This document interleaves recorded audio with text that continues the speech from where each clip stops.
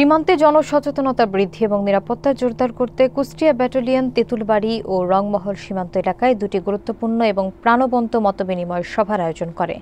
এই সভাগুলোতে প্রায় 450 থেকে 460 জন স্থানীয় মানুষ স্বতঃস্ফূর্তভাবে অংশগ্রহণ করেন এবং বিজিবির উদ্যোগকে সমর্থন জানান। বিস্তারিত দেখুন মোহাম্মদ মঞ্জুরুল ইসলামের প্রতিবেদনে। সীমান্ত নিরাপত্তা জোরদার এবং স্থানীয় জনসাধারণকে সচেতন করার লক্ষ্যে কুষ্টিয়া ব্যাটালিয়ন দুটি মতবিনিময় সভার আয়োজন করেছে। গত বুধবার বিকেল 3টা থেকে 3টা 40 মিনিট পর্যন্ত তেঁতুলবাড়ি সরকারি প্রাথমিক বিদ্যালয় মাঠে এবং বিকেল 4টা থেকে 4টা 40 মিনিট পর্যন্ত রংমহল বিওপির দায়িত্বপূর্ণ এলাকার খাসমহল সরকারি প্রাথমিক বিদ্যালয় মাঠে এই সভাগুলো অনুষ্ঠিত হয়। এলাকার গণ্যমান্য ব্যক্তিবর্গ প্রায় 450 থেকে 460 জন স্থানীয় মানুষ উৎসাহ নিয়ে এতে অংশ নেন। সভায় প্রধান অতিথি হিসেবে উপস্থিত ছিলেন কুষ্টিয়া ব্যাটালিয়ন এর অধিনায়ক lieutenant colonel Rashed Kamal Roni, SUP PSCG. তিনি উপস্থিত জনতার উদ্দেশ্যে বলেন, সীমান্তের সকল আইন মেনে চলা এবং যে কোনো সন্দেহজনক কার্যকলাপ তাৎক্ষণিকভাবে বিজিবিকে জানানো প্রত্যেক নাগরিকের দায়িত্ব। তিনি অবৈধ অনুপ্রবেশ, মানব পাচার, মাদক, অস্ত্র, গরু চোরাচালানকে দেশের নিরাপত্তা, সামাজিক স্থিতিশীলতা এবং তরুণ প্রজন্মের জন্য ভয়াবহ হুমকি হিসেবে উল্লেখ করেন। সভায় অংশগ্রহণকারীরা বিজিবির এই উদ্যোগকে স্বাগত জানিয়ে পুশিন ও সীমান্ত অপরাধ মোকাবেলায় বিজিবির সাথে একযোগে কাজ করার অঙ্গীকার ব্যক্ত করেন। বিজিবি ক্যাম্পের মুত্তাপুর, তেঁতুলবাড়িয়া এই দুটা ক্যাম্পের আমাদের অত্র এলাকার আমরা সেই নাম্বারগুলি সংগ্রহ নেব এই মাইকের মাধ্যমেই দেবে এবং আপনাদের যাদের কাছে মোবাইল আছে মোবাইলে নিয়ে নেবেন। আর আমি একটি কথা বলবো যে শুধু আমরা এই একটি বিষয় নিয়ে আমরা সজাগ থাকবো না।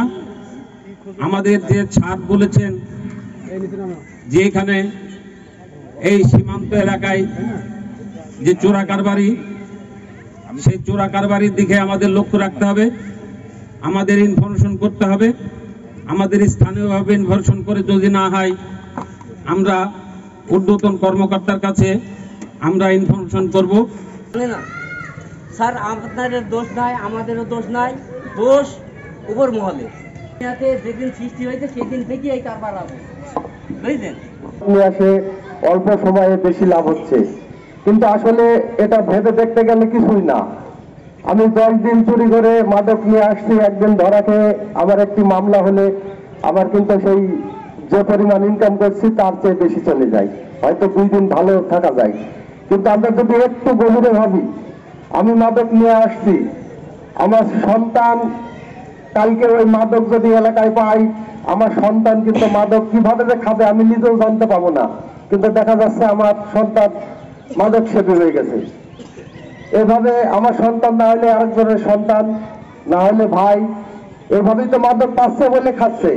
যদি আমার এলাকায় মাদক না পাওয়া যায় তাহলে কিন্তু আর কেউ মাদক সেবী থাকবে না। আজ দেখেন, আজ আমার গ্রামে এই যে হিরোইন খেয়ে কিন্তু 3-4 জন মারাও গিয়েছে, কিন্তু তাই দেখি কেউ কিন্তু শিক্ষা পায়নি। যারা হিরোইন খাইতে ভালো ভালো ফ্যামিলির ছেলে, অত ভালো মতো আমরা কাজ করতে পারবো।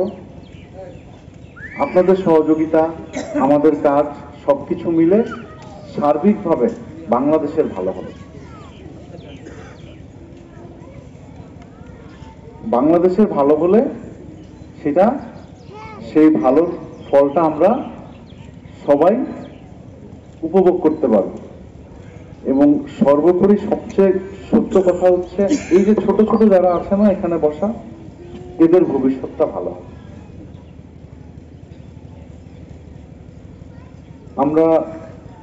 আপনারা যারা এখানে থাকেন তারা আমার চাইতে আরো বেশি তথ্য, উপাত্ত, ইনফরমেশন জানেন, কারণ আপনাদের জন্ম এখানে, জীবিকা এখানে।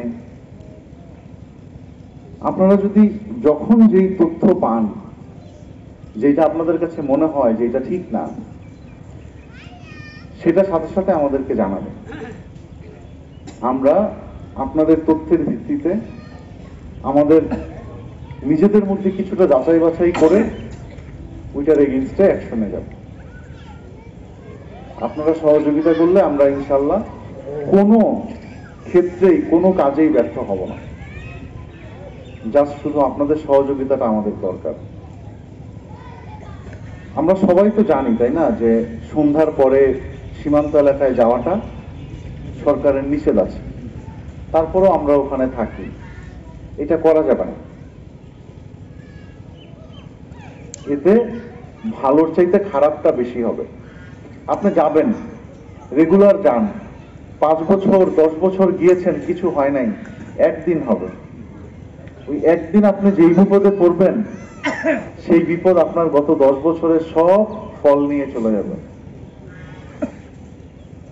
আপনার মনে হবে একটু পানি দেওয়া বাকি আছে, পানিটা একটু দিয়ে যাই, সন্ধ্যা হয়ে গেছে। ওই পানিটা দিতে গিয়ে দেখা যাবে অন্ধকার হয়ে গেছে, একটা বিপদে পড়ে গেছে। আমরা তো জানি কোনটা আমার জমি, কোনটা সীমানা, কোনটা জিরো লাইন, কোনটা ভারতের জমি, সবকিছু তো আমরা জানি। জানার পরেও আমরা মাঝে মাঝেই কেন জানি এটার একটু ব্যত্যয় করে ফেলি। এটা ঠিক না, এই ব্যত্যয় করা যাবে না। ঠিক আছে? আমাদের মধ্যে অনেকের আছে নিয়ত ভালো না। আমরা কষ্ট করে ফসল ফলাই, এই ফসল বিক্রি করে কিছু পয়সা ইনকাম করি, সেটা দিয়ে আমাদের সংসার চলে, তাই না?